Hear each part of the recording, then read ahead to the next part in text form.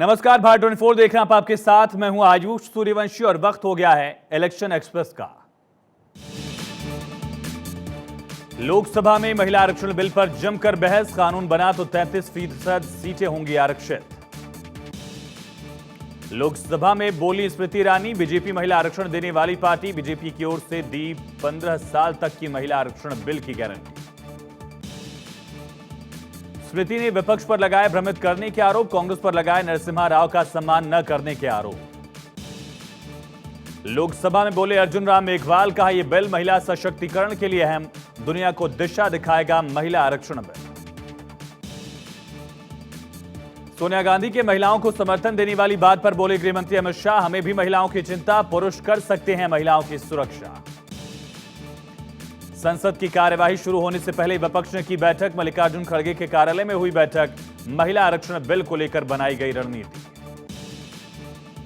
महिला आरक्षण बिल पर बोली राष्ट्रपति द्रौपदी मुर्मू, कहा यह लैंगिक न्याय के लिए हमारे समय की सबसे परिवर्तनकारी पहल होगी।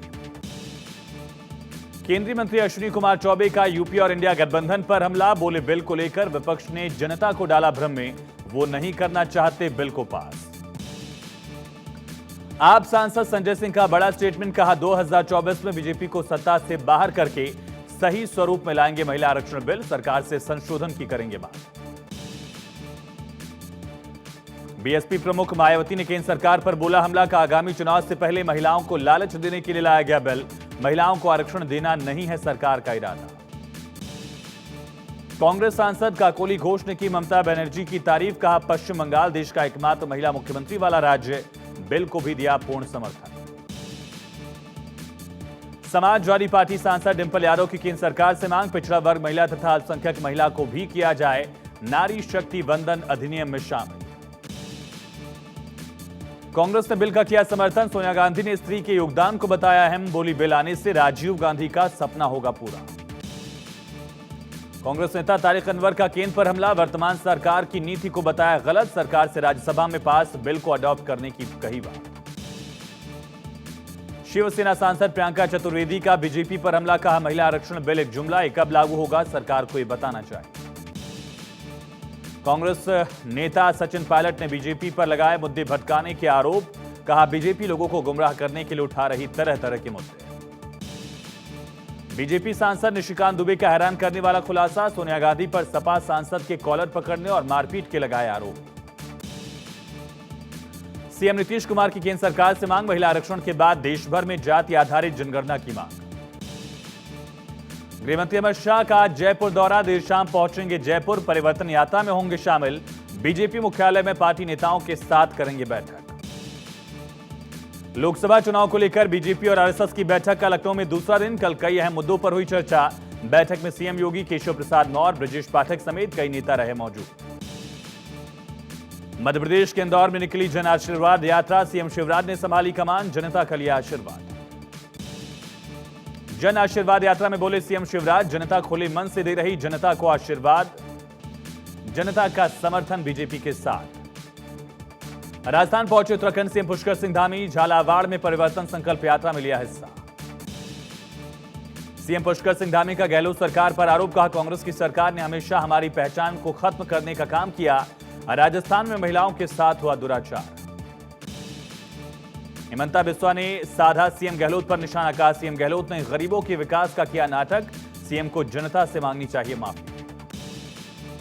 लोकसभा चुनाव को लेकर यूपी में बीजेपी आरएसएस ने कसी कमर, 26 सितंबर से शुरू करेगी बूथ सशक्तिकरण अभियान, नए मतदाताओं को जोड़ने की होगी कोशिश। आरएसएस चीफ मोहन भागवत 3 दिवसीय दौरे पर आएंगे लखनऊ, 22 से 24 सितंबर तक अवध प्रांत मथेंगे मोहन भागवत, लोकसभा चुनाव की नजर से दौरा है। 25 सितंबर को भोपाल में होने जा रहा बीजेपी कार्यकर्ता महाकुंभ, पीएम मोदी करेंगे कार्यकर्ताओं को संबोधित। जम्मू कश्मीर के पूर्व सीएम उमर अब्दुल्ला का बड़ा स्टेटमेंट, कहा अगर 50% लोगों ने चुनाव में नोटा का बटन दबाया तो छोड़ दूंगा राजनीति। उज्जैन को सीएम शिवराज देंगे बड़ी सौगात, 22 सितंबर को रोजगार दिवस का करेंगे शुभारंभ, 3 लाख युवाओं को करेंगे ऋण वितरण। सीएम शिवराज ने कांग्रेस पर बोला हमला, कहा कांग्रेस ने प्रदेश में की सभी योजनाएं बंद, जनता के साथ किया छल और धोखा। छत्तीसगढ़ के पूर्व सीएम रमन सिंह ने सीएम भूपेश बघेल पर लगाए घोटाले के आरोप, कहा भूपेश बघेल ने राम गमन पथ के लिए दिए गए बजट को किया खत्म।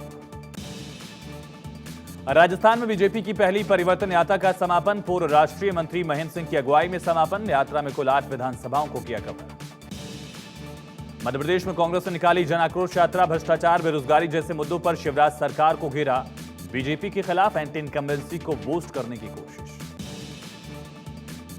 15 दिन तक चलेगी कांग्रेस की जन आक्रोश यात्रा। प्रदेश की सभी 230 विधानसभाओं को करेगी कवर। गोविंद सिंह, अजय सिंह समेत 7 वरिष्ठ नेता संभाल रहे यात्रा की कमान।